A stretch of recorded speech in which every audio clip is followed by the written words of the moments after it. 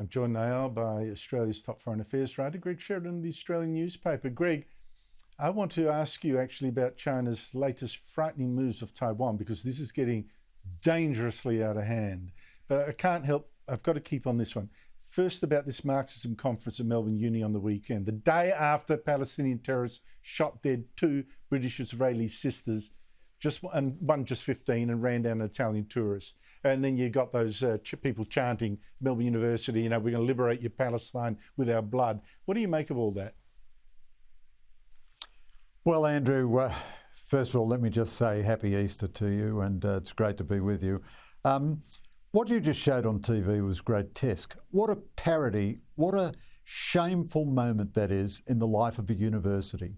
I don't care what the cause is, screaming out anti-Semitic racist abuse, that's what our public universities have come to. I mean, these institutions want more and more taxpayer money, and that's what they've come to, just screaming tribes of hatred.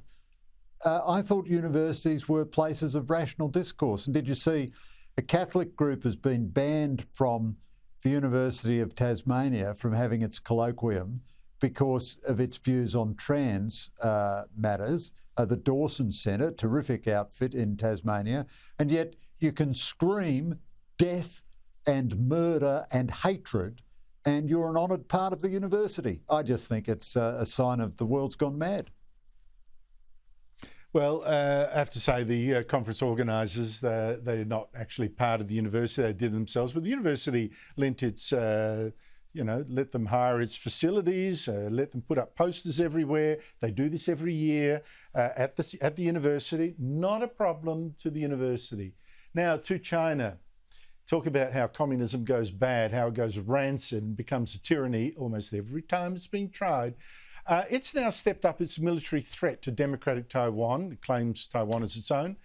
And I'm getting quite frightened now, Greg. I've been warning about this for ages, so have you.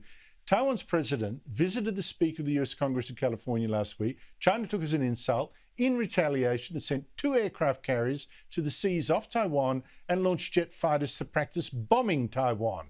Now, 11 ships as well as 70 aircraft were inside Taiwan's air defense identification zone, and Taiwan's Coast Guard had to try to chase them off. Have a listen.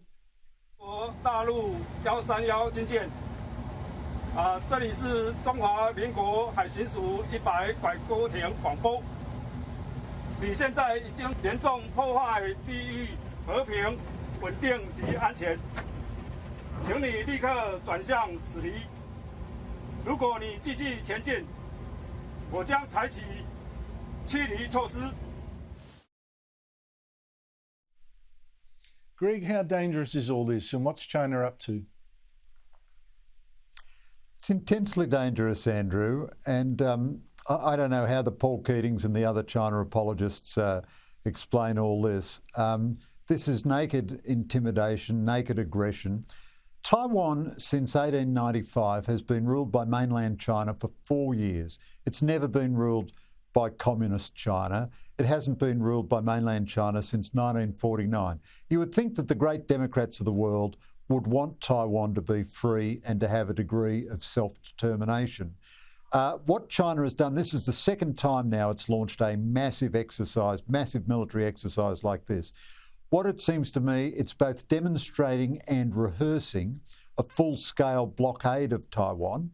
Now, if it ever does blockade Taiwan, there'll only be one power in the world that can break that blockade, and that's up to that it would be the United States.